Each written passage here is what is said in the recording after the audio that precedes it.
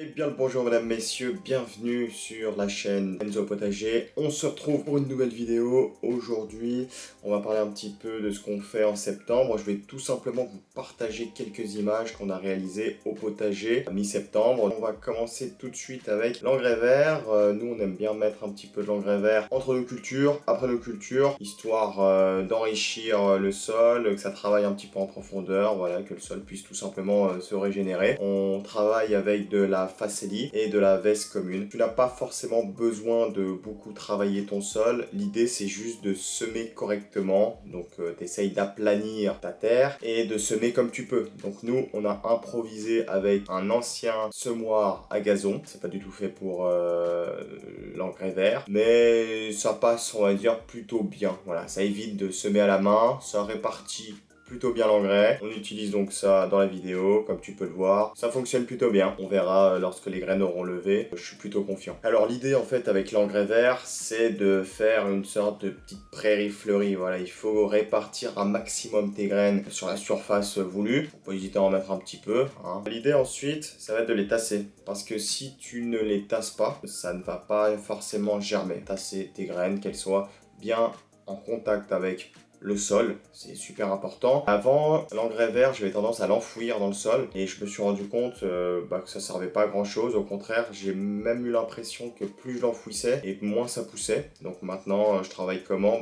Je mets mes graines dans le sol, je les répartis correctement comme je t'ai dit et je les tasse. Pour les tasser, j'ai pas trop envie de m'amuser à faire à la main ou avec je sais pas trop quoi, avec le Dodorato, c'est un peu embêtant. C'est très très long. L'idée, c'est que ça soit assez rapide à faire et que ça soit pas un travail fastidieux. Alors pour éviter que ça soit pénible, j'ai encore improvisé un outil, c'est du bricolage, un ancien tuyau en PVC. Dedans j'ai mis un bâton, deux autres bâtons, un quatrième bâton qui te sert de manche. Et en gros, ça te fait une sorte de rouleau, quoi. Un peu comme les rouleaux que tu peux acheter dans le commerce, voilà. Mais j'avais pas forcément envie d'aller en acheter un, j'avais ça qui traînait. Là, je vous ai parlé eh bien de l'engrais vert. Je recommande vraiment fortement pour garder cet équilibre au jardin, très très important. Il n'y a pas que ça en septembre que nous on fait. Nous en septembre, on a tendance aussi à semer des épinards. Pourquoi on sème les épinards? Eh bien, tout simplement parce qu'on aime bien ce légume. C'est un légume qui pousse très facilement, qui est adapté aux régions humides. Plus il va faire humide, plus l'épinard va aimer. Plus il va faire sec, plus l'épinard va passer en fleurs. Il aura tendance à vouloir se reproduire, faire de la graine. S'il a de l'humidité, qu'il est bien, il va pousser, il va faire des jolies feuilles, très très jolies. Les graines d'épinard, c'est pas forcément des graines hyper grosses. C'est pas non plus des graines hyper petites, on n'est pas sur du basilic, on va dire que c'est de la graine un peu standard. Tu peux facilement la manipuler dans tes mains, c'est facile. Alors tu peux semer à la main. Pour ma part, je commence à en avoir un petit peu marre de semer une graine par une graine. Je trouve que c'est vraiment perdre son temps. Surtout que par la suite, y en a qui risquent de pas germer. Tu vas devoir sûrement les éclaircir, c'est-à-dire les enlever. Donc moi ce que je recommande, c'est achète-toi un petit semoir, comme tu peux le voir à l'image. Celui-là, je crois qu'il a coûté à peine 30 €. Je l'ai fixé très rapidement avec des colsons sur un morceau de bambou. Et je l'utilise maintenant tout le temps pour tous les semis épinards, maïs, tournesol, les radis. Voilà, tous les semis où il va falloir foutre de la graine en quantité, qu'il faut quand même répartir sur une ligne bien droite. Donc il faut faire ça quand même correctement. Ben, moi, je recommande ce genre de petit semoir qui coûte pas cher. À titre privé, chez toi, dans ton potager, franchement, c'est nickel. Ça marche super bien. Mets de la graine dans ta ligne et au pire, tu éclairciras. Donc, dès que tu as utilisé le semoir, tu as bien semé, tu as mis suffisamment de graines. Bon, l'avantage avec les graines d'épinards, c'est que tu les vois. Tu vois tes graines d'épinards, tu vois un petit peu ce que tu as mis, ce que tu n'as pas mis, tu peux rajouter, voilà, peaufiner. Je te recommande de ne pas recouvrir avec la terre du jardin. Nous, dans notre cas, on met du terreau. Pourquoi je mets du terreau? Tout simplement parce que la terre de notre jardin est vraiment trop lourde, super épaisse. Tu rates un arrosage ou que, je sais pas, il y a un coup de vent, un peu la bise, tout ça qui va se lever, ça va vraiment te durcir la surface voilà, de ton sol.